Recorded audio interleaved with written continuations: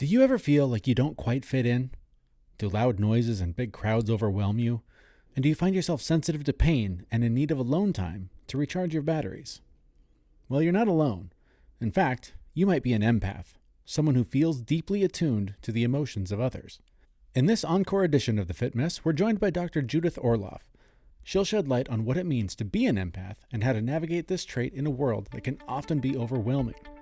Whether you're a self-identified empath or simply curious about this fascinating topic, you won't want to miss this conversation. But first, this is The Fit Mess, where together we learn to develop habits that help us live beyond our mental health struggles to create happier, healthier lives. He's Zach. He lives in the future with his anxiety.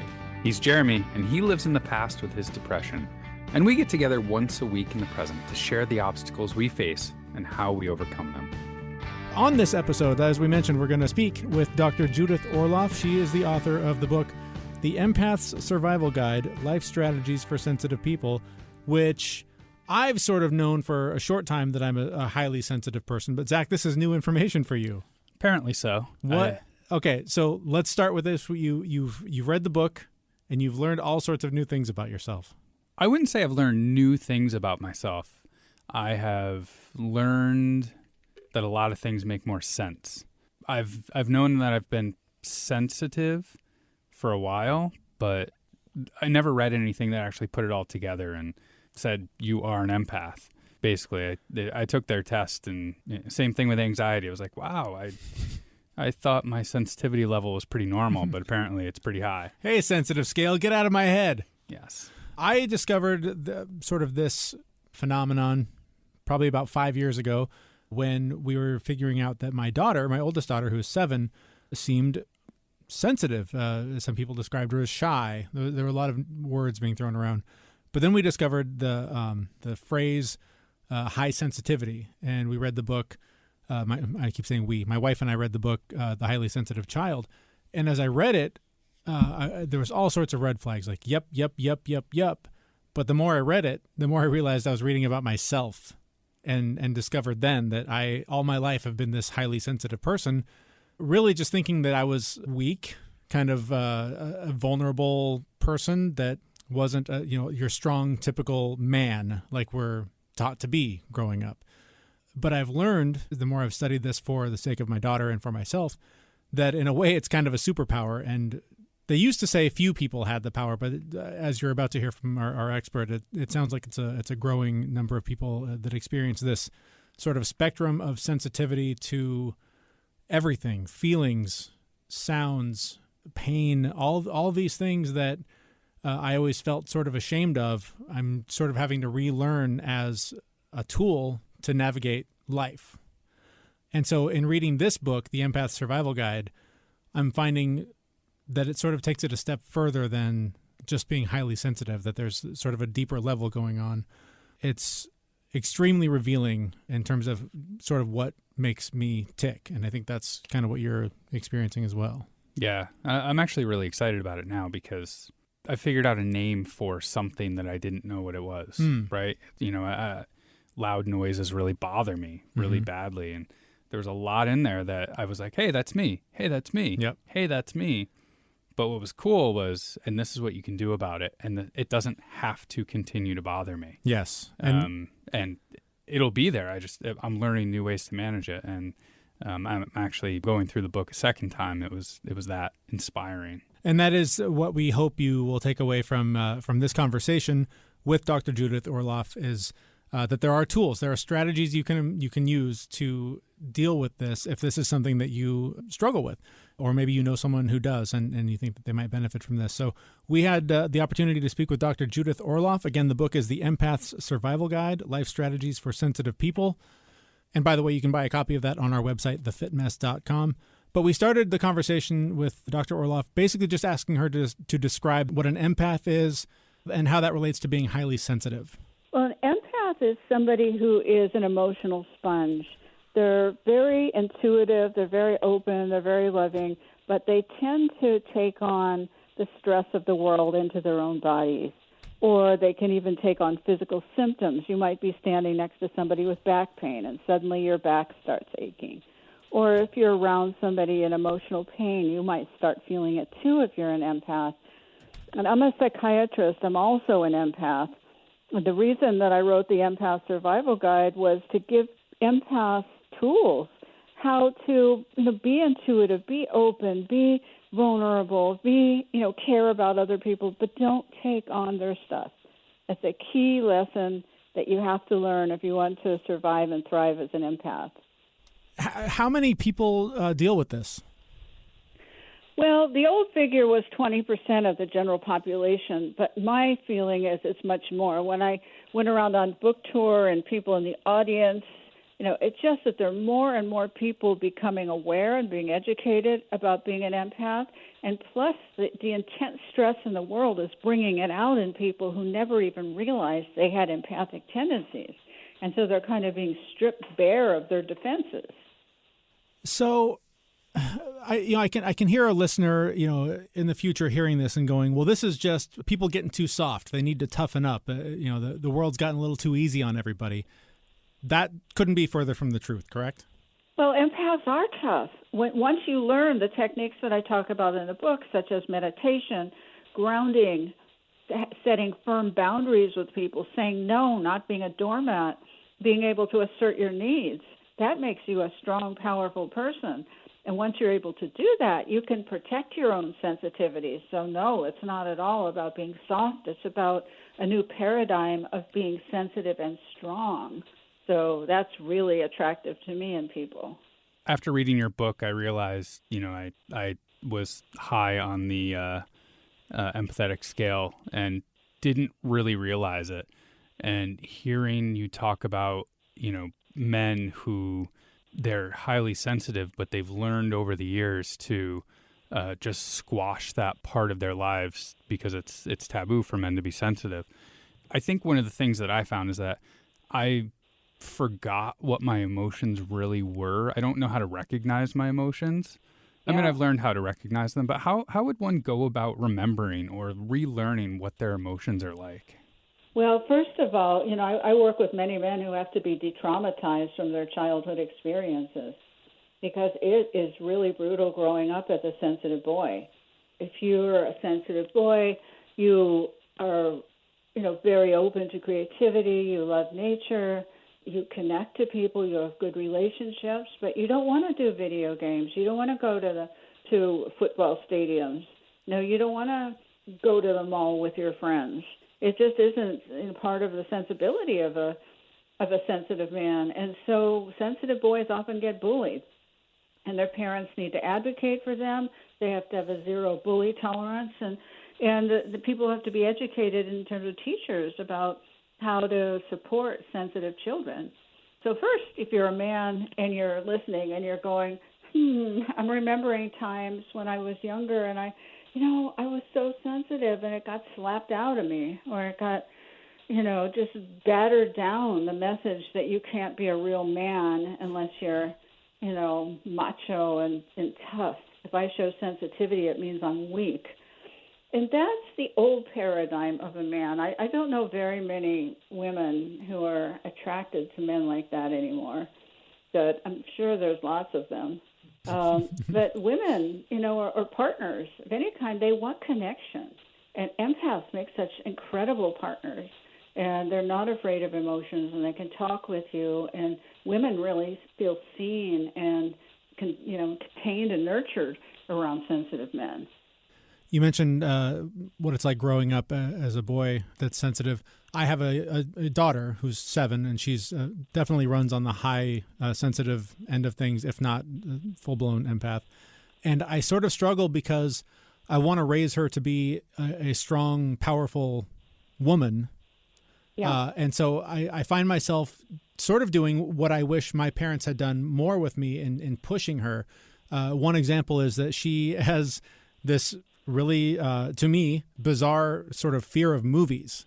Even the safest of movies, like a Frozen or something, where there's conflict, there's villains, things like that.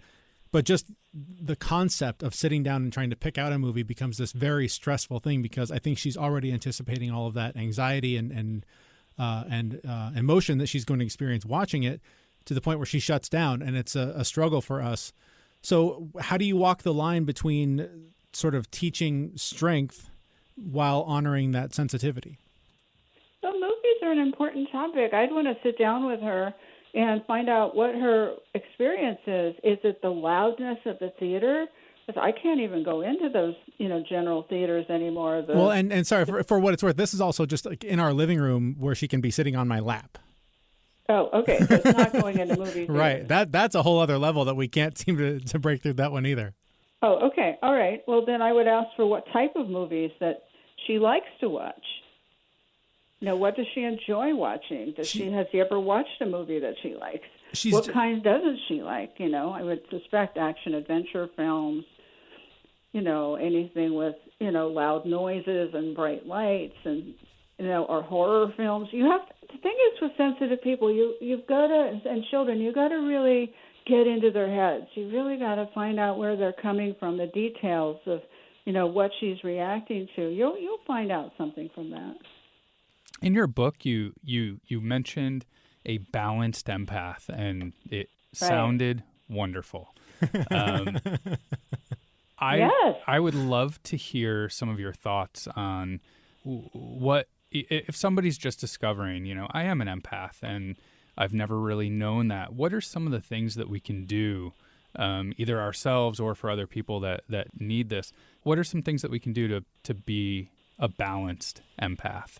Well, in the front of the book, I have a self-assessment test to find out if you're an empath. And I think it's important for people to take it. It's 20 questions. And there are questions like, do I need a lot of alone time to refuel, after I go out? Do I prefer taking my own car places, rather than driving with other people?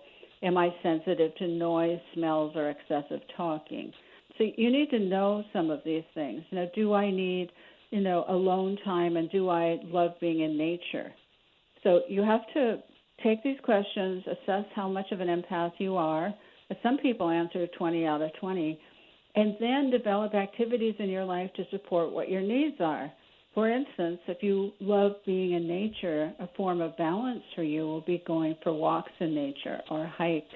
Or empaths love water. They love being near the ocean or flowing streams of water or lakes, creeks, anything. To be around the negative ions or visions of water, pictures of water, audios of water. So, you could do things that soothe you. And empaths often go on sensory overload. And so part of their balance is noticing when you start to do it, not waiting a week and then collapsing, but noticing, am I on sensory overload now? All right, stop. What can I do? I'm a psychiatrist. I'm also an empath. And when I notice the signs of sensory overload in myself, I'll just go, by the time I come home, I'll go home, close the door, maybe turn down the lights, meditate, quiet, go in a bath, turn it all down, decompress.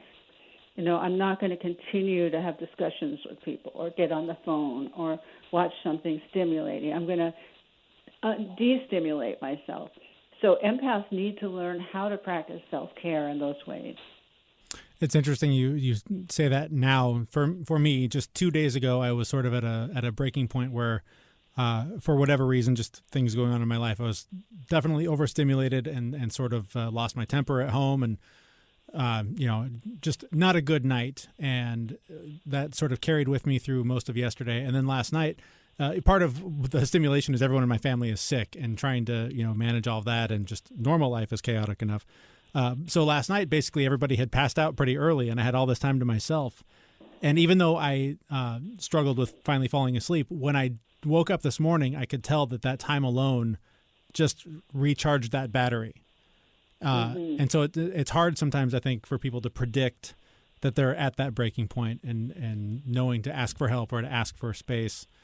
But that is definitely a powerful thing for me, that I know I definitely need that time to myself. And that's hard to do when you have a family and the normal demands of everyday life. It is, but one thing that I have, and I suggest for my patients, is to get a keep out sign on your door. Oh, I'm buying one today. Yeah, definitely, because then they know to leave you alone. You're meditating, you're decompressing, and you tell them, honey, it's not you, it's me. I need this time alone. And Yeah. I love you for supporting that in me. So, you speak very positively to your loved ones about this, but you let them know that's where boundary setting is such an essential tool for empaths. Yeah. It's learning how to set boundaries for what you need and then enjoying taking that time without anyone bothering you. You mentioned another thing in the book that I found interesting was the difference between emotional and physical empaths. Can you talk about that? Yes, physical empaths are those who actually feel the symptoms of other people and take them on in their bodies. It could be anything from back pain to chest pain. I've had patients where one member of the couple picked up and feels in her own body the chest pain that her husband goes through because of his heart disease. And so it can get really intense, especially when you love someone. When you love somebody, the empathy gets magnified. And then with emotional empaths, they take on the emotions of other people, less so the physical pain. So you can be both an emotional and a physical empath. But if you're around somebody, and let's say you're in a good mood, and then you meet somebody and they're angry or they're frustrated or they're being a victim, when you're around them, you start taking on their angst too, like a sponge. You can imagine an empath system like a big sponge, sponging it up. And so you have to say no to sponging it up. And there are techniques of, setting boundaries, of visualization to keep a shield around you so you don't suck it up. Whatever you need to do, my empath patients, do it to take care of themselves. You mentioned being a sponge. I read the one line in your book where it said that people flock to empaths to talk about their problems. That happens to me quite frequently, and I've never known it to bother me, but after reading your book, maybe it will bother me in the future. What kind of things, am I giving off that kind of impression? Is there anything I can do to prevent people from, unloading their problems on me? Or do I really just need to figure something out to listen and be okay with that? It sounds like that keep out sign might have a dual purpose. I've already punched it up on Amazon. I'm ready to buy that. Well, empaths, I write about this in the book, where empaths wear an invisible sign around them that says, I can help you. And people flock from far and wide. I could be anywhere, minding my own business, and people will come up to me and start up. And that's not okay with me. I don't want to, I want my private time. I want to set boundaries. And so when people do that with me, if I'm not in that mode, I'll just say, I'm sorry I can't listen right now. I'm having my private time. Is there any way to, take that sign off that you found? No. Okay. Not really. You're just cursed, have Zach. to learn how to set boundaries, though. And if you have reluctance because you're a people pleaser, as many empaths are, you've got to deal with that people pleasing. You've got to take care of your own needs. And if you put people before you all the time, that's something for you to look at. Sure. So one other thing I'd love to hear your perspective on is you talked about addiction a little bit, in that empaths will, use alcohol or drugs to numb the sensation. Right. I think I've experienced that myself. I personally, quit drinking about 2.5 years ago. And I feel like I was trying to numb it. I didn't know what I was trying to numb, but could you talk a little bit about how empaths use drugs and alcohol to try and numb the pain a little bit? Yeah, there's a whole chapter in the Empath Survival Guide on empaths and alcohol or other substances or sex or food. It can be any kind of addiction. But oftentimes empaths, because they're so overwhelmed by the world and they have so much stimulation coming in, or they're so much of themselves are people pleasers, they don't know how to stop that or block it off. And so they turn to drugs and alcohol, food, sex, or shopping.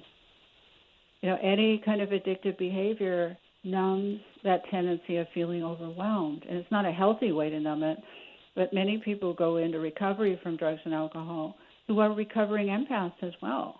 And I treat a lot of those people in my practice. I also have a Facebook empath support community with nearly 13,000 empaths, and many of them have gone through the drug and alcohol experience, and part of their recovery has been learning how to take care of themselves better as empaths so they don't drink and use over getting overwhelmed.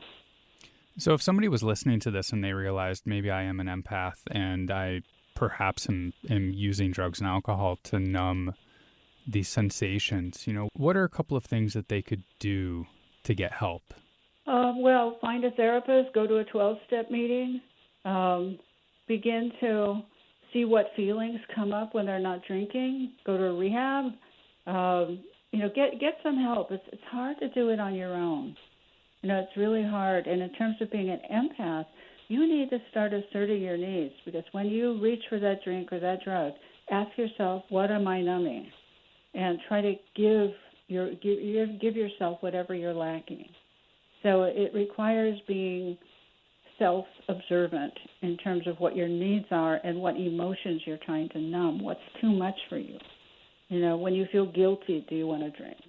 Where does that guilt from? You've got to work with somebody on this. It's very hard to do it on your own. The Empath Survival Guide, it's a fantastic book. It's very revealing. It has been for both Zach and I. Before we let you go, and without giving away the store and giving people a reason not to buy your book, what are maybe one or two takeaways that you hope that people can come to it and learn from and apply to their lives? Well, I'd love for people to take the 20-question self-assessment test in the beginning of the book to assess how much of an empath you are. And then think about it. How has it impacted your life growing up, how you are now?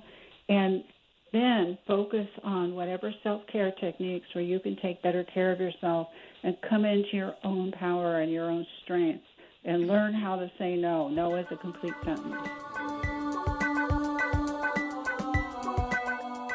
All right, again, our thanks to Dr. Judith Orloff. Again, the book is The Empath's Survival Guide. You can get that book through a link on our website, thefitmess.com. It's funny, she mentioned a couple times the test that you can take to discover how much of an empath you are, and it's 20 questions. I didn't write down my answers, but I was doing like a finger count while I was listening to the audiobook. I think I scored 17 out of 20. Nice. I'm right about the same myself. Yeah, it's in that same window. So yeah, it's weird to learn that about yourself, to learn anything about yourself. Like you said, to be able to put a label on something and to then be able to approach it in a way that's productive rather than just letting it sort of swirl in the back of your head and try and figure out how to cope with each slice of it as it comes up. Yeah. We've talked a bit about, I've figured out a lot of things about my life, and this genuinely surprised me in that it wasn't even on my radar. Mm-hmm. But the outcome of this is that I named it. Mm-hmm. I've got another definition for what's troubling me, and I've got solutions, potential solutions that I can put in place. She talks a little bit about those solutions in the book. Well, she talks a lot more about them in the book than we got to here. But some of the things that she mentioned in dealing with them are things like we've discussed on this show: meditation, just giving yourself time and space alone to recharge. There's a lot of little tips and tricks that she offers through the book. So I hope you'll check it out and use those, because they're very beneficial, as I described to her that time just the other day about needing a few hours to myself to just not have to be responsible for someone else to recharge my battery. And it was really helpful. And once you know that, too, you can actually take proactive steps to getting that battery recharge instead of doing what I do and just let the battery run completely dead. And then blow up. And then, and then I'm sick for a week or something happens, right? Yeah. If you know that about yourself, you can build that time into your schedule to make sure that your battery is always topped off. And that's a challenge, too, especially if you are in a family or something where there are constant demands. It's hard to put yourself first and say, I need this for me. Yeah. It doesn't bode well for everyone, but in the long term it does, because if I don't do this, it's going to get ugly. Exactly. It's easier said than done. Yeah. But also I like that we talked a little bit about the issue of dealing with this from the perspective of a man, and that being sensitive is not something that typically in our society is celebrated. I think that definitely skewed my view of myself, has affected my self-esteem growing up, and is something I'm just now really learning to deal with and accept that there's nothing wrong with me because I have this experience, because I have these feelings or the sensitivity. So I think that's something that is going to be a challenge for guys hearing this and trying to either let their guard down and take off the mask of the big macho dude, or realizing that, they too are dealing with a lot of insecurities because of this. Yeah, I can just picture if I ever had the opportunity to tell my dad about this book, he would probably take the book from me, go to the library, and get me a book on like chopping wood or something like that. Like, here's something you should be reading. Right. As a guy, enough of this sensitive crap. I don't know who it would come from, but I hear a voice in my head saying, "Why don't you trade that book in for a skirt?" I don't know. There's that guy in the back of my head all the time that's criticizing me for just being who I am, damn it. Yeah. But hey, you know what? Part of being a guy is being there for your family. And you know what? If this is what I have to do to be healthy and mentally healthy, to be there for my family, that's what I got to do. That's what you got to do. All right. Well, that's it for this episode of The Fit Mess. Thank you for listening. Thank you for subscribing on whatever device you are using. Ratings and reviews on whatever service you're using are always appreciated. And you can always reach out to us through Facebook, Instagram, or Twitter. And you can also email us info@thefitmess.com. We'll be back with the next episode, and you can get that at thefitmess.com or wherever podcasts are sold. Thanks for listening. We'll see you then. Bye, everyone. Bye. We know this podcast is amazing and doesn't seem to lack anything, but we need a legal disclaimer. Prior to implementing anything discussed in this podcast, it is your responsibility to conduct your own research and consult your physician. You should assume that Jeremy and Zach don't know what they're talking about, and they're not liable for any physical or emotional issues that occur directly or indirectly from listening to this podcast.